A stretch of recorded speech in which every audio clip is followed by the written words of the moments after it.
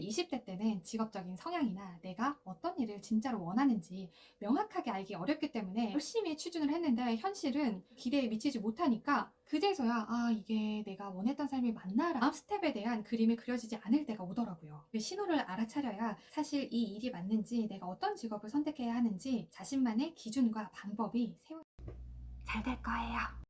지금 이 일을 그만두는 게 맞는지 더 버텨야 하는지 고민하고 계세요?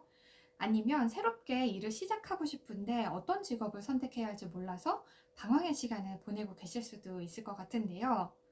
저는 13년 차 프리랜서 아나운서예요.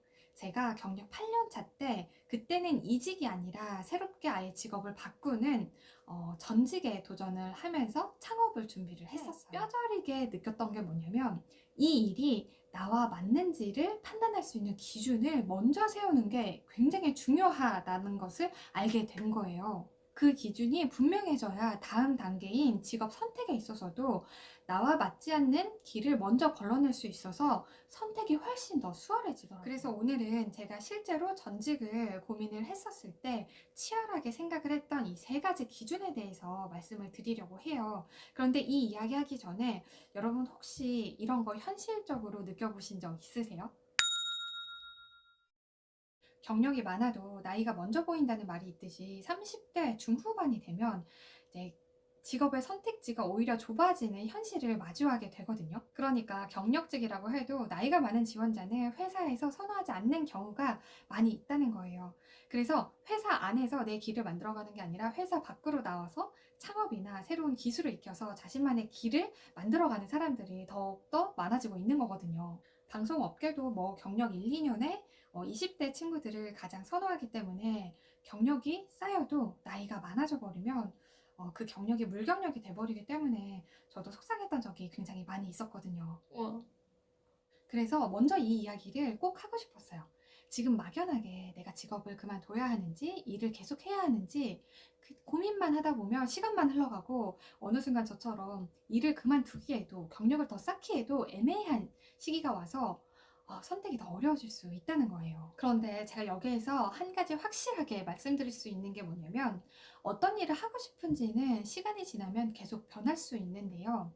이 직업을 계속 해야 할지 말아야 할지에 대한 기준은 5년 전이나 지금이나 바뀌지가 않았다는 거예요. 그래서 이 세 가지 질문을 본인에게 조금 더 냉철하게 해보시고 답을 찾으려고 노력을 하시면 직업 선택의 방향에 있어서 조금 더 명확한 자신만의 기준을 갖게 되실 거예요. 첫 번째는요, 직업 선택의 출발점에 대한 이야기예요. 여러분들 혹시 지금 직업 어떤 이유로 선택하셨어요? 사실 20대 때는 직업적인 성향이나 내가 어떤 일을 진짜로 원하는지 명확하게 알기 어렵기 때문에 그 시대에 인기 있는 직종을 선택하는 경우가 종종 있거든요. 불안하니까 일단 많은 사람들이 선택하는 길, 그리고 좋다고 하는 직업을 따라가게 되는 거죠. 다수가 선택한 길이 더 안전하다고 느끼는 경향이 있기 때문에 내심 많은 사람들이 가는데 내가 실패해봤자 얼마나 크게 실패하겠어? 라는 마음을 가지고 있는 거죠.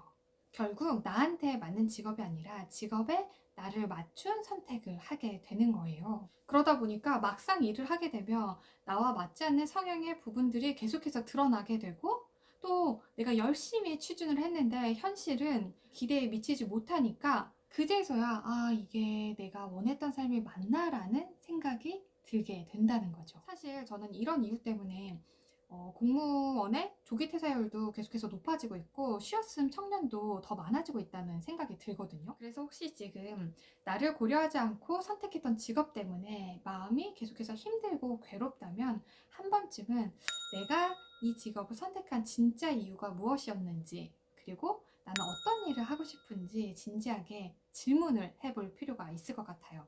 이 단계를 그냥 건너뛰잖아요. 그러면 설명하기 힘든 불편한 마음이 계속 생겨서요. 일 자체가 스트레스로 다가오거든요.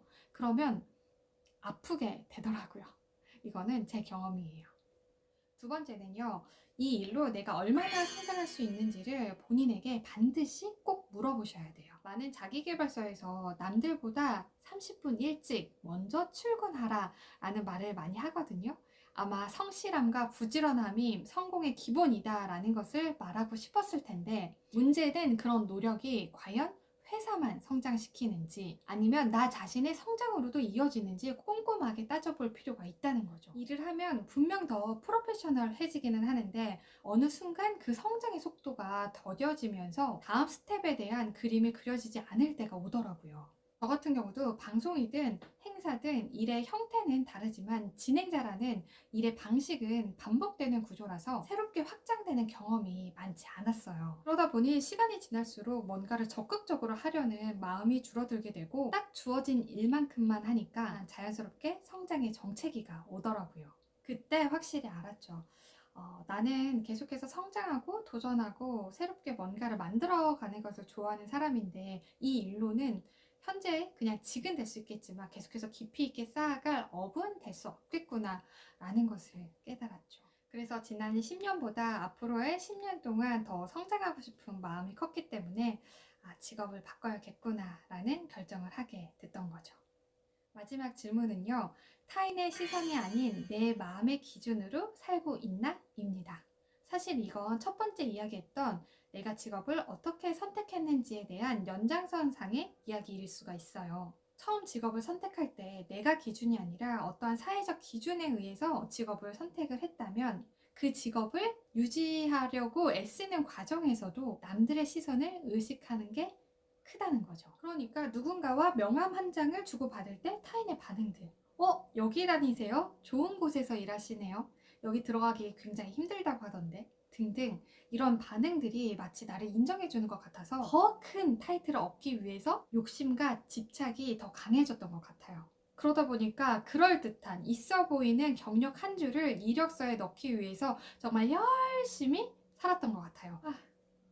근데 그 열심히 일했다는 게 문제가 되는 게 아니라 그 열심의 중심에 내가 없고 다른 사람들의 반응과 타인의 시선이 내 선택을 좌우했다는 게 문제죠. 그러다 보니까 만약에 목표가 달성되지 않거나 다른 사람에게 인정받지 못하는 순간이 오면 내가 어떤 사람인지도 잘 모르겠고 내 존재 자체가 굉장히 작게 느껴지고 그러면서 무기력해지는 게 몸으로 확 느껴지더라고요. 사실 그때 저는 번아웃이 와서 그냥 해외 한 달 살기를 떠나버린 거거든요. 아마 그때쯤 내가 너무 오랫동안 남의 기준으로 살았구나 라는 것을 알게 돼서 나라는 사람은 정말 어떤 사람이지? 라는 궁금증이 생겨서 나에 대해서 알아보고자 하는 마음이 생겼던 것 같아요. 여러분도 남의 시선을 의식해서 계속해서 억지로 붙들고 있는 직업이거나 마음이 무너지고 있다면 그건 단순히 지금 일을 계속 해야 하는지 말아야 하는 고민의 수준을 넘어서 내 삶 전체를 다시 한번 바라보고 자신을 탐색해야 한다는 신호일 수가 있어요. 그 신호를 알아차려야 사실 이 일이 맞는지 내가 어떤 직업을 선택해야 하는지 자신만의 기준과 방법이 세워지더라고요. 결국 내 마음의 신호를 먼저 알아차리는 것이 가장 강력한 무기이자 새로운 출발점이라는 것을 꼭 말씀드리고 싶었어요. 저는 다 각자에 맞는 자신의 때가 있다고 믿거든요. 그래서 그 때를 너무 재촉하기보다는 그 시간을 얼마나 잘 준비하는 시간으로 만드느냐가